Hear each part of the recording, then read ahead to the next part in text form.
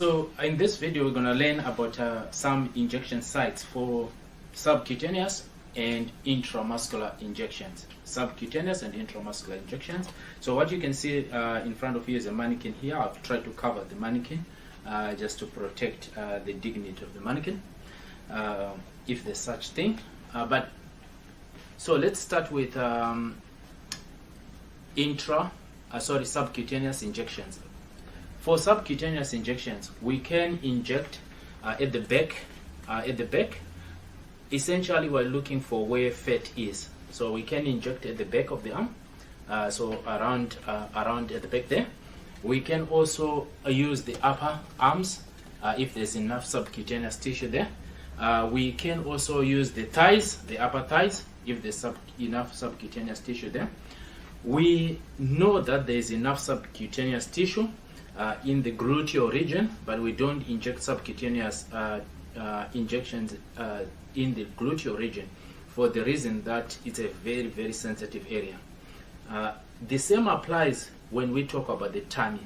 This is where we inject most of our subcutaneous injections, but we just have to be careful that we avoid the navel region.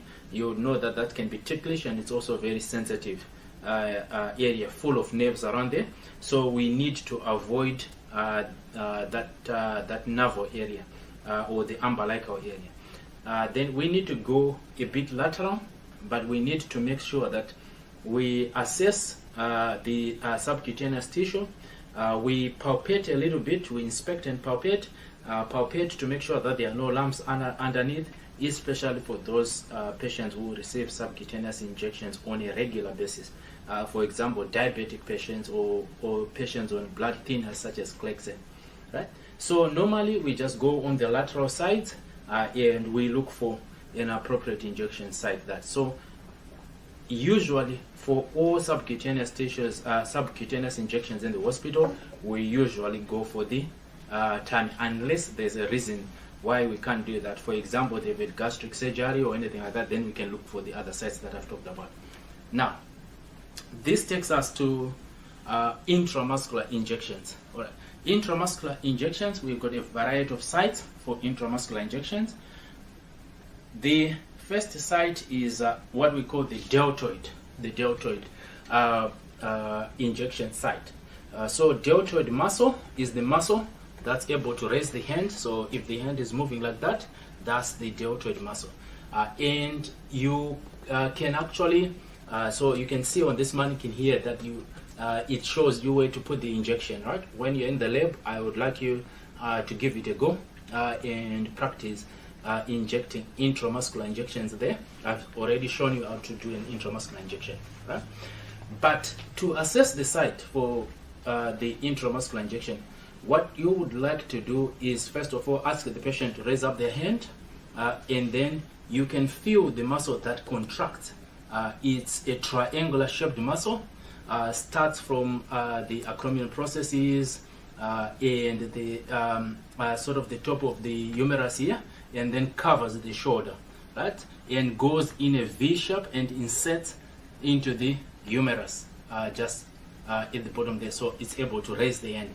So what you would like to do is ask them to raise up their hand, and then you can assess how big the muscle is. And then at the bottom of the V, you put your hand, you open up your hand like a V, like that, and right in the middle is the injection site, right? So you don't inject while your hand is like this. You just estimate the site, mark it, and then you know where you're gonna inject the medication. This can take up to 2 mils. Some books will say 2.5, up to 2.5, but up to 2 mils is a good estimation. And this is a common site for intramuscular injections. All right. Then the other site for intramuscular injection is called ventral gluteal region. Ventral means in front, so in front of the body. Dorsal means at the back of the body. So ventral gluteal. So we are talking about the gluteal region, which is at the back, but on the ventral side, so the front side of the gluteal region. So on this mannequin here, I'll just put the hand away, you can see the injection site already there. So how do we get to this site in on a patient? So I'll roll the patient a little bit on this side here. And what you would like to do is you need to find the greater trochanter. So when you move the leg up and down, the ball that you can feel on the hip as you move the up and down is called the greater trochanter.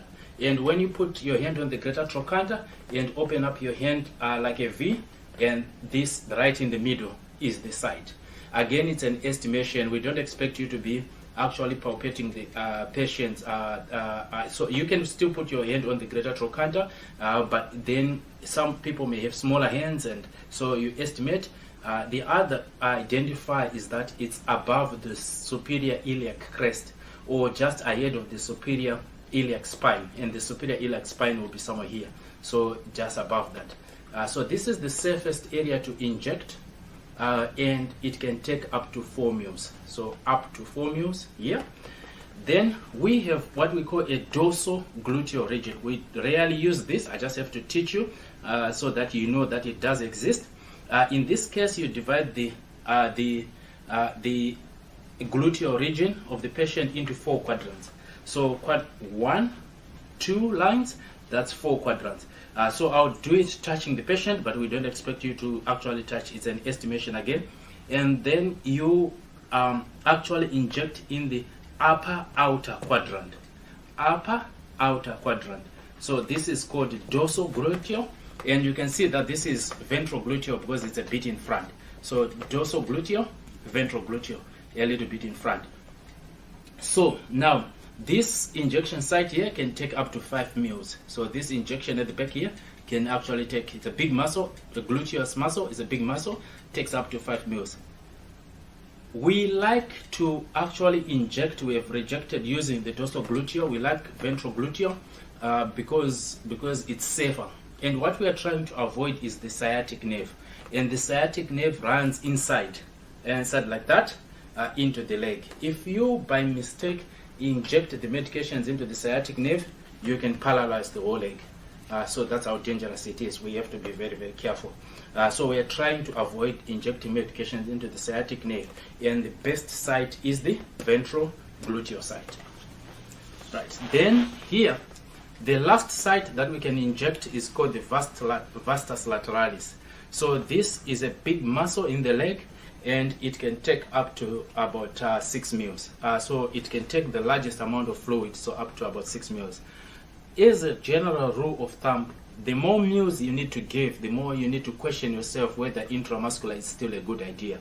But some patients have got, it's very, very difficult to access their veins, and sometimes you have no option but to give an intramuscular injection.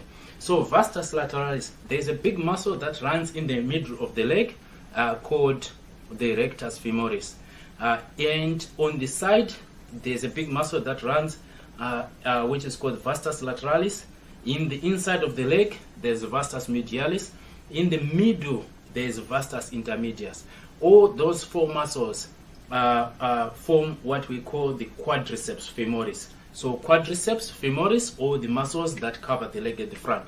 The muscle that we want to target is the one on the lateral side. So lateral at the end, at the other side of the leg, medial in the inside, closer to the inside of the body. So how do we find the site? You can see here on my patient that it's already marked, but on your patients it might not be marked. So we use the rule of the thirds.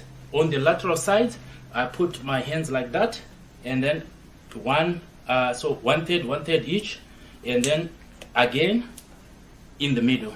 That's where we inject.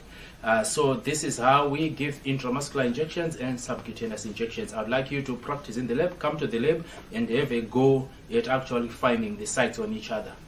Thanks, bye.